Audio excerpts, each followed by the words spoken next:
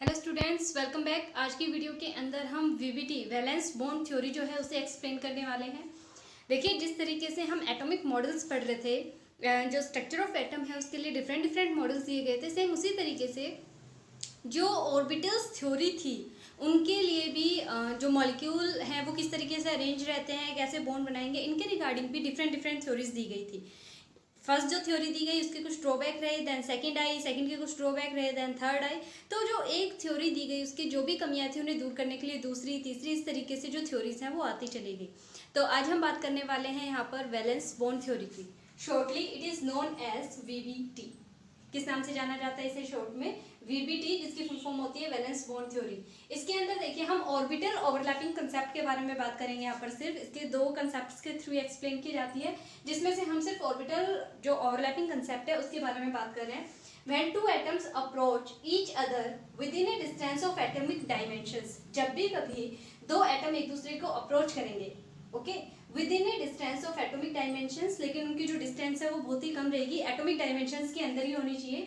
The wave of their valence electron with opposite spin to each other, तो उनकी जो spin होगी वो क्या होती है, अगर एक दूसरे के अपोजिट आ जाती है, जब दो एटम्स जो हैं एक दूसरे को अप्रोच करेंगे, अगर उनकी स्पिन अपोजिट डायरेक्शन के अंदर प्रेजेंट है तो वो अच्छे से ओवरलैप कर जाएंगे और वहां पर बॉन्ड फॉर्मेशन जो है वो टेक प्लेस कर जाएगी। अभी इसके रिगार्डिंग हम यहाँ पे डायग्राम बनाएंगे।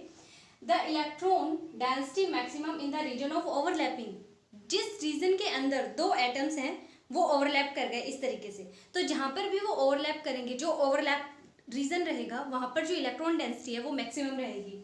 More the overlapping more is the strength of the covalent bond formation, जितनी ज्यादा ओवरलैपिंग होगी इन बिटवीन टू ऑर्बिटल उतना ही ज्यादा कोवलेंट बॉन्ड फॉर्मेशन, उतनी ही अच्छी स्ट्रेंथ के साथ जो कोवलेंट बॉन्ड है वो उसकी फॉर्मेशन टेक प्लेस करेगी। यहाँ पर एग्जांपल लिखा हुआ है, फ्लोरीन फ्लोरीन की बॉन्ड डिसोसिएशन एनर्जी बहुत ही लो रहती है। इसका मतलब क्या है कि इसकी जो ओवरलैपिंग है वो थोड़ी सी इम्प्रॉपर होती है, उससे ज़्यादा हाइड्रोजन की होती है, और सबसे अच्छे से ओवरलैपिंग HF के अंदर होती है, जिस वजह से इसकी जो स्ट्रेंथ है वो काफ़ी हाई रहती है।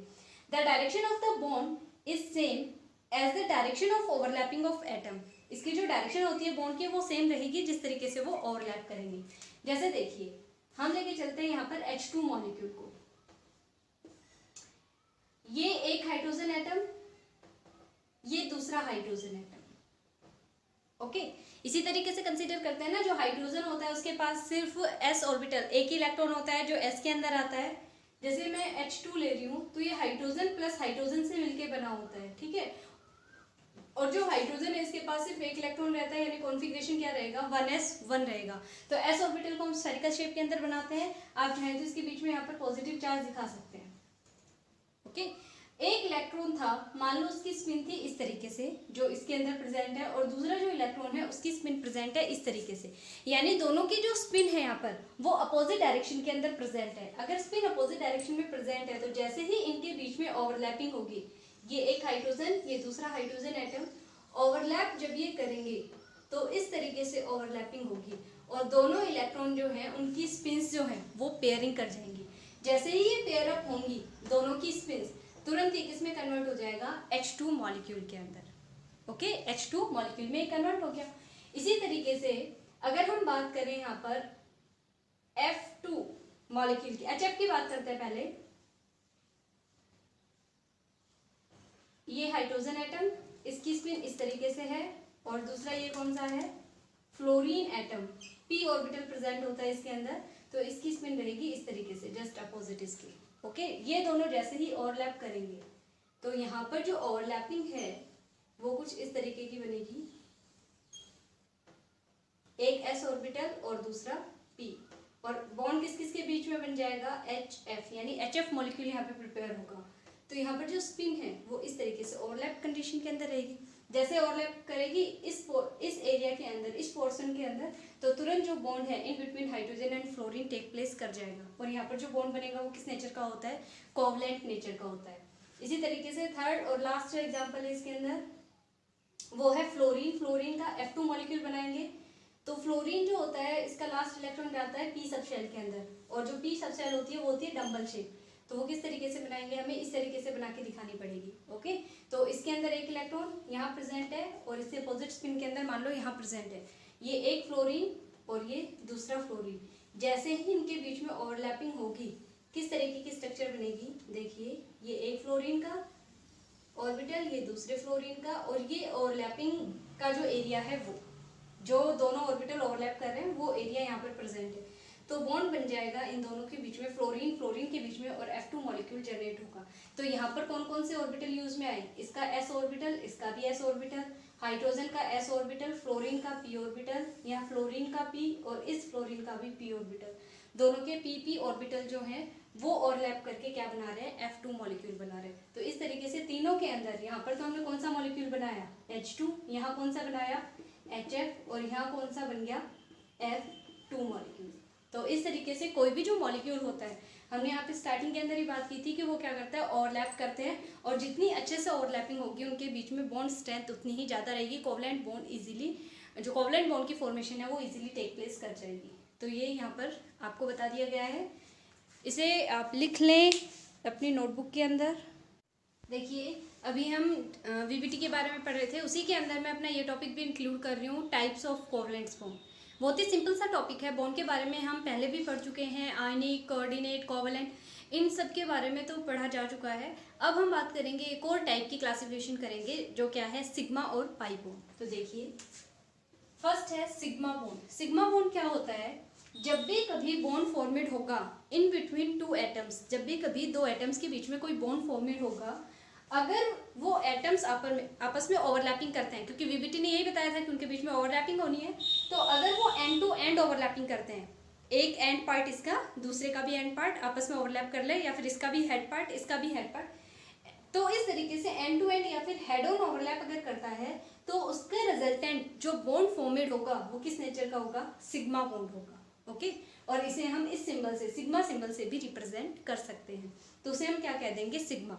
अब अगर डेफिनेशन आपको थोड़ी कॉम्प्लिकेटेड लग रही है तो मैं आपको एग्जांपल के थ्रू बता देती हूँ। देखिए जैसे ये s ऑर्बिटल है, ओके, और ये दूसरा s ऑर्बिटल है, इसके बीच में जब भी ओवरलैपिंग होगी तो इसके अंदर तो हेड टेल जैसा कोई चीज होता ही नहीं है, क्योंकि स्फेरिकल शेप के अंदर होता है। यहाँ पर इन दोनों की ओवरलैपिंग हुई, यहाँ पर जो बॉन्ड बनेगा वो किस नेचर का बनेगा, सिग्मा बॉन्ड बनेगा। ओके, और अभी हमने पिछले जो अभी डायग्राम बनाया था इससे पहले वीबीटी के अंदर, उसमें क्या कहा था कि हाइड्रोजन हाइड्रोजन लेते हैं, और हाइड्रोजन हाइड्रोजन के बीच में जब बॉन्ड बनेगा तो वो किस नेचर का होता है, सिग्मा बॉन्ड होता है। इसी तरीके से ये s ऑर्बिटल और ये p ऑर्बिटल, इसका हेड पार्ट कंसीडर कर ले हम, है ना, इसकी साइड है, इसे हेड कंसीडर कर लेते हैं, और इसके बीच में जब ओवरलैपिंग होगी तो किस तरीके से होगी, ऐसे। तो ये भी जो बॉन्ड बनेगा इस तरीके की ओवरलैपिंग के थ्रू भी, उसे भी हम क्या कहेंगे, सिग्मा बॉन्ड कहेंगे। s और p की ओवरलैपिंग से सिग्मा बॉन्ड बनेगा हमेशा, s की ओवरलैपिंग से भी कौन सा बॉन्ड बनेगा, सिग्मा बॉन्ड ही बनेगा। ये भी s ऑर्बिटल था, ये भी s, ये s था, और ये कौन सा था, p। अब ये p ऑर्बिटल है, और यहाँ भी ये कौन सा ऑर्बिटल है, p ऑर्बिटल है। दोनों कौन से ऑर्बिटल है, p ऑर्बिटल और p ऑर्बिटल। इनकी ओवरलैपिंग अगर होती है एंड टू एंड इस तरीके से, तो बॉन्ड बनेगा सिग्मा। अब ध्यान रखना, पीपी ओवरलैपिंग दो तरीके से हो सकती है। अगर एंड टू एंड ओवरलैपिंग होती है तो हमेशा जो बॉन्ड फॉर्मेशन टेक प्लेस करेगी इस तरीके की ओवरलैपिंग के थ्रू, वो कौन सा बॉन्ड बनाएगा, ये सिग्मा बॉन्ड बनाएगा। ओके, लेकिन अगर बॉन्ड फॉर्मेशन टेक प्लेस करती है इस तरीके से, ये भी तो पी ऑर्बिटल ही है, हम इसे ऐसे भी बना सकते हैं, जरूरी थोड़ी हमेशा ऐसे ही बनाए, ऐसे भी बन सकता है। तो ये कौन सा ऑर्बिटल है, p, ये भी कौन सा ऑर्बिटल है, p ऑर्बिटल है, और ये दोनों आपस में क्या करेंगे, ओवरलैप करेंगे। ये एक ऑर्बिटल p का और ये दूसरा ऑर्बिटल। अब आपको नजर आ रहा है ओवरलैपिंग, ये जो एरिया है इसका ये ओवरलैप हो रहा है, ठीक है। या फिर ऐसे ना बना के दिखाना चाहें आप तो ऐसे भी बनाया जा सकता है, इसे ऐसे, और थोड़ी डिस्टेंस पे बना दे दूसरा, और इसे इस तरीके से कनेक्ट कर दे, ठीक है।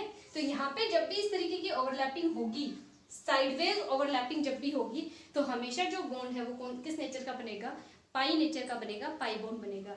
बॉन्ड यहाँ भी पीपी ऑर्बिटल के बीच में बन रहा है, यहाँ भी पीपी ऑर्बिटल के बीच में ओवरलैपिंग से बॉन्ड बनेगा। अगर एंड टू एंड ओवरलैपिंग हो रही है तो सिग्मा, और अगर साइडवेज ओवरलैपिंग होती है इस तरीके से तो कौन सा बॉन्ड बनेगा, पाई बॉन्ड बनेगा। जो सेकंड टाइप चीज की पाई बॉन्ड, इसे हम पाई सिंबल से भी रिप्रेजेंट कर सकते हैं। पाई बॉन्ड हमेशा लेटरल या फिर sideways overlapping of P orbital की वजह से ही बनता है। एस ऑर्बिटल कभी भी पाई बॉन्ड जो है उसे उसकी फॉर्मेशन में टेक प्लेस नहीं कर पाएगा। By overlapping of p orbital in a direction of right angle of to the internuclear axis. तो जो इंटरन्यूक्लियर इसके एक्सिस होते हैं इनसे हमेशा राइट एंगल के ऊपर ही ये बॉन्ड टेक प्लेस करेगा। ओवरलैपिंग अगर होगी तो हमेशा पाई बॉन्ड ही बनेगा। तो ये था सिग्मा और पाई बॉन्ड। ये इंपॉर्टेंट है काफ़ी, सिग्मा और पाई बॉन्ड के बारे में आपको पता होना चाहिए। इसके अलावा अगर कभी भी कोई मॉलिक्यूल लिखा हो, कोई कॉम्प्लेक्स आपको दे दिया जाए और उसमें पूछ ले कि आप इसमें टोटल काउंट करके बताइए कितने सिग्मा बॉन्ड है, कितने पाई बॉन्ड है, तो उसके लिए मैं आपको एक छोटी सी ट्रिक और बताती हूँ कि बॉन्ड्स को आप किस तरीके से काउंट करेंगे। अभी इसे एक बार रब कर देते हैं, उसके बाद बताती हूँ। अब देखिए, अगर हमें कभी भी कोई मॉलिक्यूल दे दिया जाए, जैसे मैं कहूँ CH4 कोई मॉलिक्यूल है और आप मुझे इसमें बताइए काउंट करके कितने सिग्मा और कितने पाई बॉन्ड है। सबसे पहले तो आपको इसकी स्ट्रक्चर खोल के बनानी आनी चाहिए। 4 हाइड्रोजन अटैच है इसके साथ, तो कार्बन के साथ 4 हाइड्रोजन अटैच करवाया। अगर कहीं पर भी आपको सिंगल बॉन्ड नजर आता है तो वो हमेशा किस नेचर का बॉन्ड रहेगा, सिग्मा रहेगा। तो सारे बॉन्ड कैसे यहाँ पर सिग्मा। तो नंबर ऑफ सिग्मा बॉन्ड कितने हैं इस मॉलिक्यूल के अंदर 4, और पाई बॉन्ड कितने हैं 0। ठीक है, और एग्जांपल देखिए, अगर हमारे पास है C2H4 मॉलिक्यूल, ओके, कौन सा मॉलिक्यूल है C2H4। स्ट्रक्चर कैसे बनेगी, कार्बन कार्बन के बीच में डबल बॉन्ड। ये आप 10th के अंदर सीख के आए हैं किस तरीके से हम कंपाउंड बनाते हैं, कैसे बॉन्ड अटैच करने होते हैं। तो देखिए बन गया यहाँ पर C2H4। हर एक कार्बन की 4 वैलेंसी पूरी है, 1 2 3 4 बॉन्ड बना रखे हैं इसने देखिए 1 2 3 4, इसने भी 4 पूरे कर रखे हैं। जहां पर भी सिंगल बॉन्ड है वहां तो आंखें बंद करके आप लिख सकते हैं कि कौन से बॉन्ड आएंगे, यहाँ पर सिग्मा बॉन्ड है। लेकिन जहां डबल बॉन्ड हो या ट्रिपल बॉन्ड हो उसमें एक बॉन्ड तो रहेगा हमेशा सिग्मा, और दूसरा जो बॉन्ड है वो कौन सा रहेगा, पाई। ओके, अगर कभी भी सिंगल बॉन्ड है सिर्फ तो सिग्मा ही बनाना है, आपको सिग्मा ही लिखना है, पाई का कोई चक्कर नहीं रहेगा वहां पर। अगर मल्टीपल बॉन्ड प्रेजेंट है, डबल या फिर ट्रिपल, तो चाहे ट्रिपल हो चाहे डबल हो, उसमें से सिर्फ एक बॉन्ड तो रहेगा पाई, और बाकी जितने भी बच गए वो कैसे रहेंगे, सॉरी एक बॉन्ड तो रहेगा सिग्मा और बाकी जितने भी बच गए वो क्या रहेंगे, पाई रहेंगे। तो यहाँ पे टोटल नंबर ऑफ बॉन्ड्स अगर हम काउंट करेंगे तो सिग्मा कितने हो गए 1 2 3 4 5, और नंबर ऑफ पाई बॉन्ड कितने हैं यहाँ पर 1। ओके, इसी तरीके से आप और एग्जाम्पल भी देख सकते हैं, जैसे C2H2, तो कार्बन कार्बन के बीच में तो ट्रिपल बॉन्ड प्रेजेंट है यहाँ पर, और दोनों कार्बन के साथ में एक एक हाइड्रोजन अटैच रहेगा।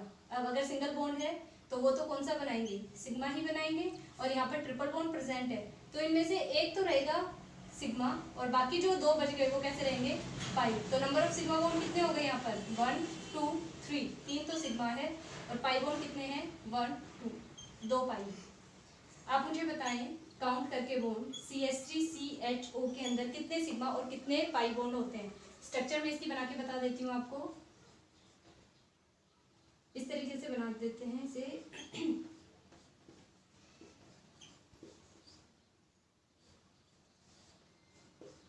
ये CH3CHO की स्ट्रक्चर मैंने खोल के बना दी है बॉन्ड लाइन के अंदर। तो आप यहाँ पर काउंट करके बताएंगे कि how many sigma bonds are there and how many pi bonds. ठीक है, इसके अलावा CH3 CH2 CH2, इसके अंदर आप स्ट्रक्चर खुद से खोल के बनाएंगे और उसके बाद नंबर ऑफ सिग्मा और पाई बॉन्ड काउंट करके बताएंगे। ये 2 एग्जांपल हैं जो आपको करने हैं, और उसके बाद अपनी नोटबुक में सॉल्व करें, साथ में ही कमेंट सेक्शन के अंदर कमेंट करके जरूर बताएंगे।